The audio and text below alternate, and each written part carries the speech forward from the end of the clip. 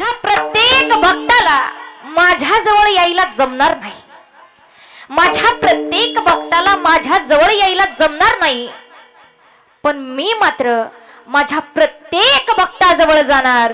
म्हणून आजही जर विचार केला तर माझ्या मामाच्या 18 पालख्या आहेत आणि 18 पालख्या छोट्या छोट्या गावांमध्ये, छोट्या छोट्या वाड्यांमध्ये, छोट्या छोट्या वस्त्यांमध्ये जातात. याचं कारण आहे का?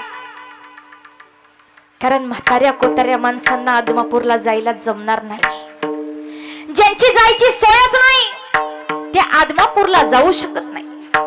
माझ्या मामावरती श्रद्धा आहे, भक्ती खरी आहे, मामाचं दर्शन घ्यायची इच्छा आहे मनामध्ये, पण जायची सोयच नाही, तर मामाचं दर्शन घ्यायचं कसं? म्हणून माझे मामा प्रत्येक भक्तापर्यंत येतात, प्रत्येक भक्ताला दर्शन देतात, प्रत्येक भक्ताला हा भंडारा लावायला मिळतोय, प्रत्येक भक्ताला माझ्या मामाच्या या पालखीवरचा महाप्रसाद खायला मिळतोय. सोपी गोष्ट नाही. कारण मामा जे जाताना बोलून गेले, मामांनी दिलेला शब्द खरा केलाय. म्हणून मामांच्या या 18 पालख्या अनेक राज्यामध्ये, अनेक तालुक्यामध्ये, अनेक गावांमध्ये, अनेक वाड्यांमध्ये, अनेक वस्त्यांमध्ये जातात आणि त्यांच्या प्रत्येक भक्ताला माझ्या मामाचं हे दर्शन होत आहे. म्हणून खऱ्या अर्थानं आपल्या या गावकऱ्यांना, आपल्या या पंचक्रोशीतील सर्व भाविक भक्तांना माझ्या मामाचं दर्शन मिळालंय, हे सर्व आमच्या सर्व भक्तगणांचं भाग्य म्हणावं लागेल. आणि खऱ्या अर्थानं सर्व ग्रामस्थांनी गोड असं नियोजन केलेले. मला वाटते आज पालखीचा कितवा दिवस? 4था दिवस. आणि या 4थ्या दिवसाची कीर्तन रूपी सेवा सर्व ग्रामस्थांच्या वतीनं, अन्नदात्याच्या वतीनं, सर्वांच्या वतीनं मला देण्यात आली. त्याबद्दल सर्वांचे मनापासून आभार मानते. त्याचबरोबर ही कीर्तनाची सेवा मला ज्यांच्या मार्फत मिळाली ते मला अगदी भावासमान असणारे गणेशदादा सोनवणे असतील, त्याचबरोबर या बग्याचे कारभारी राहुलदादा असतील, विशालदादा असतील, सर्व कारभारी उपकारभारी, माझ्यावरती बहिणीसारखं नितांत प्रेम करणारे सर्व माझे मेंढके बंधू, आचार्य दादा असतील, पुजारी दादा असतील, या सर्वांच्या चरणी मस्तक ठेवते. आणि कीर्तनकार या नात्यानं अल्पसा परिहार द्यायचा या न्यायानं आज माझ्या कीर्तनाला गोड मृदंगाची साथ करणारे माझे गुरुबंधू आहेत हबप सौरभ महाराज उकले, महाराजांच्या चरणी मस्तक ठेवते. बाबा, उभं राहिलेल्यांना डोलायला भाग पडतात यात नवलच नाही, पण बसलेल्यांना सुद्धा डोलायला भाग पडतात इतकं गोड मृदंग वाजवतात. दादांच्या चरणी मस्तक ठेवते.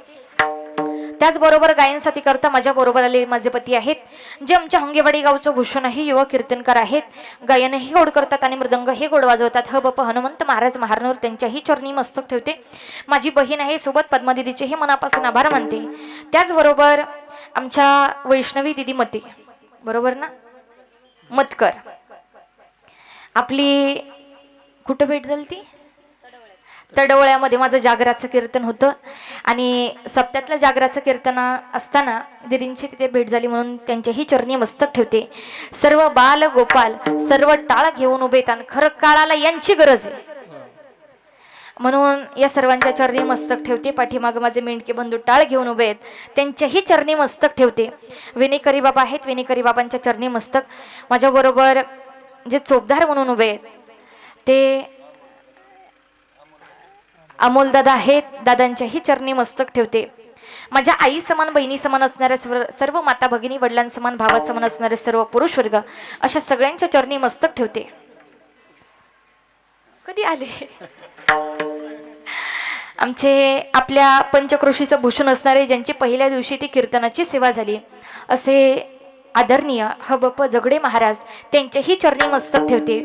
आपल्या कीर्तनाचं शूटिंगचं जे काम करतायत, आम्हाला हा चालू असणारा कीर्तनाचा कार्यक्रम आजच नाही तर आम्हाला केव्हाही पाहता यावा म्हणून शूटिंगचं जे काम करतायत ते आमच्या गावचे असणारे सौरभ दादा इधाते. तुम्हाला भक्तिमय छाया या यूट्यूब चॅनेलवरती आज चालू असणारा कीर्तनाचा कार्यक्रम 4 दिवसांनी पाहायला मिळेल, म्हणून दादांच्याही चरणी मस्तक ठेवते आणि कीर्तनाला सुरुवात करते. विठ्ठला विठ्ठला.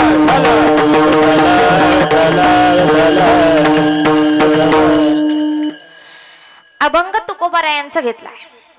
अभंगाचा सरळ सरळ भावार्थ सांगून चरित्र मात्र माझ्या मामाचं सांगणार आहे. अनेक जाणकार मंडळी माझ्या